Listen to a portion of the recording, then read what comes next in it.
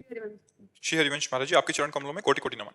गुरुदेव, ये मल, विक्षेप, आवरण क्या है और ये एक साधक को कितना प्रभावित कर सकते हैं? ये जो बार बार अनंत जन्मों से दबी हुई वासनाएं हमको प्रेरित करती हैं भोगों की तरफ, ये मल है।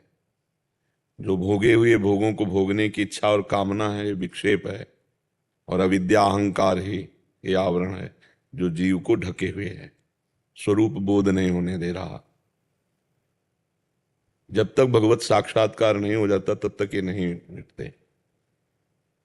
भगवान का यश, कीर्तन, सेवा, सुमिरन, इसी के द्वारा मल विक्षेप का नाश हो जाता है। और जहां विक्षेप शून्य भगवत चिंतन होता है तो भगवान की कृपा से अहंकार का नाश होता है। जो अहंकार आवरण है वो भगवान की कृपा से होता है। इसीलिए भगवत प्राप्ति मुख्यस्तु भगवत कृपा, मुख्यस्तु गुरु कृपा, ध्यान मूलम गुरु मूर्ति, पूजा मूलम गुरु पदम, मंत्र मूलम गुरु वाक्यम, मोक्ष मूलम गुरु कृपा। जब भगवान कृपा करते हैं तो संस्कृति का मूल शूल प्रदान करने वाला ये आवरण स्वरूप अहंकार, अज्ञान, इसका नाश हो जाता है। जहाँ इसका नाश हुआ वहीं भगवत प्राप्ति हो जाती है। मल विक्षेप के लिए तो साधन है, लेकिन जो अहंकार है ये भगवान के ज्ञान प्रदान से ही होता है। अविद्या का नाश हुआ, अहंकार नष्ट हुआ, भगवत प्राप्ति हुई। तो खूब भगवान के चरणों का आश्रय लेकर नाम जप करे, भगवत लीला कथा सुने, परोपकार की भावना से सबकी सेवा करे, तो हमारे जहाँ अंतःकरण में पवित्रता आई तो फिर ये मल विक्षेप सब नष्ट हो जाता है। विक्षेप देखो ना, नाम जप करो तो बार बार विषय चिंतन नहीं होता है, ये विक्षेप है।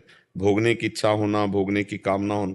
और दुर्वासना मम सदा परिकर्षयन्ति, दुर्वासना ही मल है। और जो अहंकार है, आवरण, अज्ञान, यही हमको अपने स्वरूप का बोध नहीं होने दे रहा, भगवान का साक्षात्कार नहीं होने दे रहा।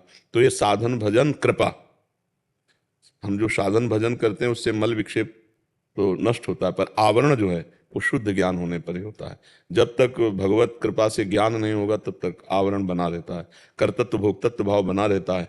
तो या ये आवरण अहंकार दासता में चला जाए या ज्ञान के द्वारा नष्ट हो जाए।